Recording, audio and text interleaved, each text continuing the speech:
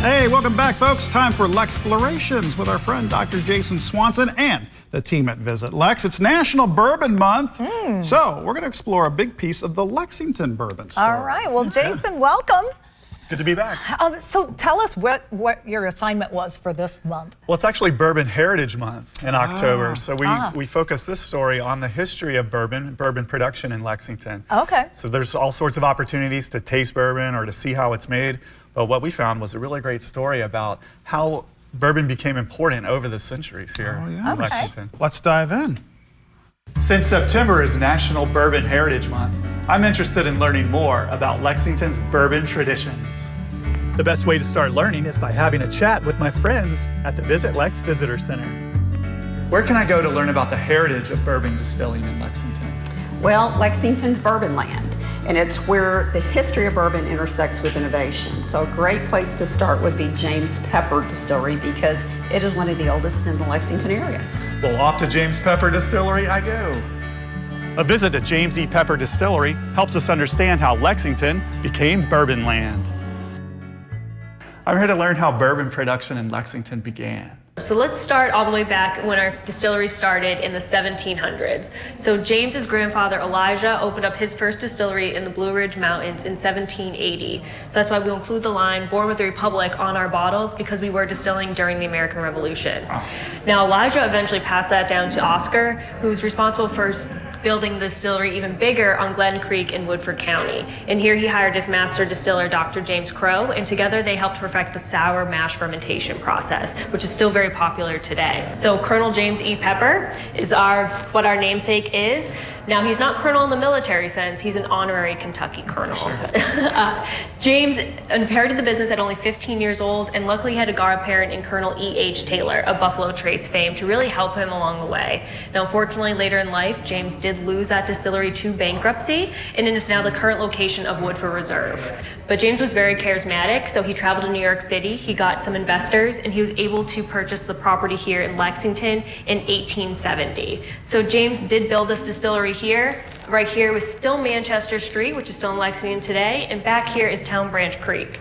And James really did grow the brand here in Lexington. So the current distillery district was once the entire James Pepper Distillery. Now back in the 1800s, it was sitting on about 40 acres. Today we sit on about 24. And I can see from this image the distillery district today. There's elements here. The old rick houses, the distillery here, Manchester Street, like you mentioned. Yeah, so we really did grow the brand here. He really did focus on advertising. James is known for having one of the best advertised bourbon brands in the country during its heyday.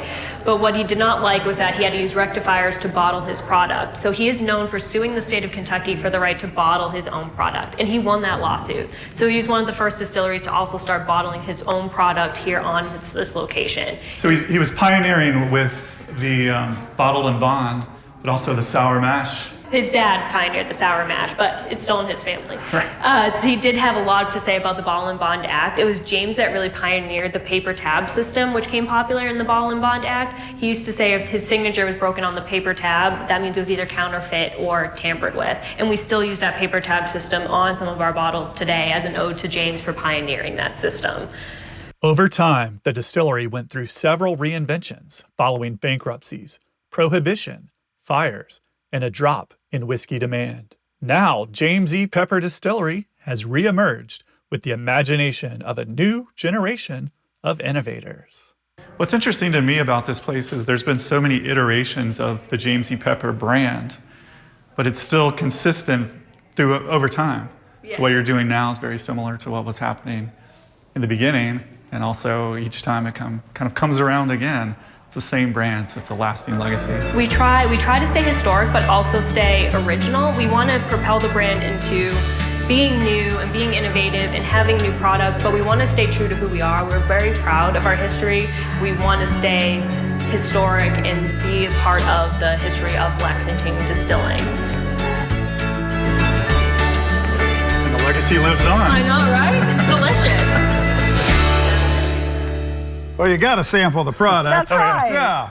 Boy, what a great trip. Yeah. It was amazing. And I think if Colonel Pepper was around today, he would be really proud about how the history of bourbon has been preserved and carried on in Lexington. And it's growing. It's growing in that district. I mean, that whole area has just been completely revitalized, and it's so incredible to see that. So many opportunities to take tours. Yes, so many people go out to the distillery district for entertainment, for shopping, for nightlife, for dinner, but there is a great history component out there that you can take advantage of. Absolutely. Yeah. And if anybody wants to take a tour, they can book a tour on kybourbontrail.com at Pepper or any of the distilleries in Lexington. I love that. Good to know. We heard all the big names too, Taylor, Pepper. Yeah. I mean, just there's a connection to Woodford Reserve and Buffalo Trace, and it all started right there with that distillery. It's fantastic. Well, Jason, thanks for stopping by again. Yeah, great to be here. Great assignment. Good to see you, Jason. We're back with more. Stick around.